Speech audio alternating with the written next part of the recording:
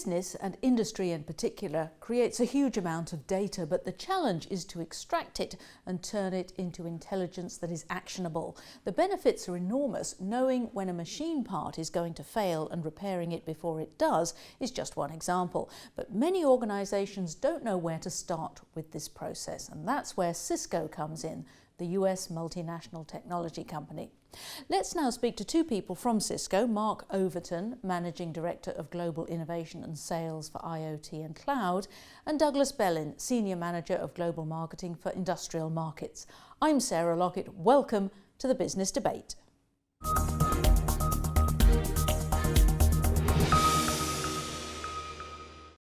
Marc and Douglas, welcome to the London Stock Exchange studios. It's great to be here. Thank you.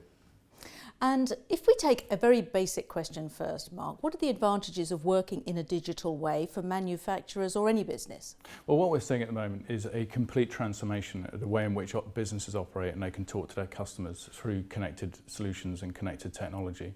We are really moving from being product-centric businesses into service-centric businesses, and technology is enabling that because you're able to have real-time information about what you're making and the way in which customers are using your product. Perfect examples of customer we have in the food industry. What they did was they just built a brand new plant, put a great network in, put security around it so they can get to their information from anywhere in their environment. Now that's important because they need to have that information to do their operations. This could be predictive maintenance, or it could be as simple as a track and trace capability for food tracking. And it's still a minority of companies who have moved to working digitally, isn't it? And many different surveys say even market leaders will go out of business unless they embrace it. So why aren't they doing it? I think there's a couple of reasons. These products and solutions are not sort of boilerplate. They are quite complicated. They have to interface on a variety of systems. So that integration is quite difficult. I think secondly, it's a very different way of operating. So if you're a car manufacturer at the moment, you've been used to selling cars, physical product that you have maybe a customer relationship with, at best intermittently, at worst every couple of years when you buy a new car. Now, with connected solutions, those car companies have an intimate, real-time relationship with not just the driver, but the members of that car. And that's a very different culture, mindset and philosophy for those businesses to embrace. An exciting one, but it's difficult to navigate. And for the companies who are just starting on this journey, what do you say to them where to start? Well, I think there's a number of sort of reference architectures and systems that we look at and are relevant across different verticals. But I think the key thing is around what is it, the product you're trying to make into a service? What are the customer and business benefits you're looking to get out of that? It's not about the technology per se. The technology is an enabler. It's what's the value to you as a business and the customer need and benefit you're trying to fulfill. Now, one of the problems is, Doug, that in many factories and plants, the equipment that they have currently is analog. It's not designed to be digital. What do you do? Do you rip it all out and start again? Nobody's ever going to rip it out and start over again. So what we have to do is actually work with how do we take that analog device and digitize it. Perfect example is a company that we work with called Mazak. Mazak makes big CNC machines. These are computer control type of things just to make new products out there.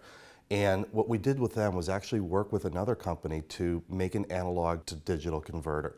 It's not just that they're analog, but the average age of these machines is 15 years old. And even worse, there's about 62 million machines out in the world that are smarter machines, and 92% of them aren't even connected. So it's that analog to digital component, and then how do you connect them to get to that information quicker and easier?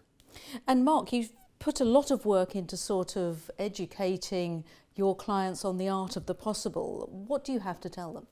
Well, for us, it's about digital transformation, transforming their businesses. So it's not just about a factory transforming the factory floor. It's about, as I said before, the changing the philosophy of the business and way in which they're going to start talking to their customers and managing their supply chain logistics in a very different way. And that's a fundamental cultural shift that we can work very closely with those customers to bring to life. We collaborate with best-in-class providers because no one company can do this. It is a true collaborative solution. And working right from the device, the thing, through to the connectivity, through to the application, and delivering that service and solution to the customers is something that we can help them with. And you have said that you think companies should not be using any paper, but we have been saying that for sort of 20 years. What progress are we making on that? I think over the last couple of years, a lot more progress has been made for the 10, 20 years before that. Yes, we've been talking paperless forever, and if I pick on manufacturing for a moment, right now what happens is every Friday, first shift, they print off the report from the week, post it on the corkboard in the back room, and everybody looks at it. Well, that's driving your car in the rearview mirror. What you need to be able to do is look at what's happening in real time. Connecting those machines up allows us to get into that information. So now what we can do is react in real time, optimize, maybe do things like predictive maintenance or other capabilities. Or even better, look at those reports and those capabilities from anywhere in the world, because we've added security into that networking capability so you could be at home, see exactly what's going on right now, and start reacting to it. Interesting stuff. Well, Douglas and Marc, thank you very much. Thank you. And join us next time when we'll be discussing the latest innovations in smart cities and also cyber security. Bye-bye for now.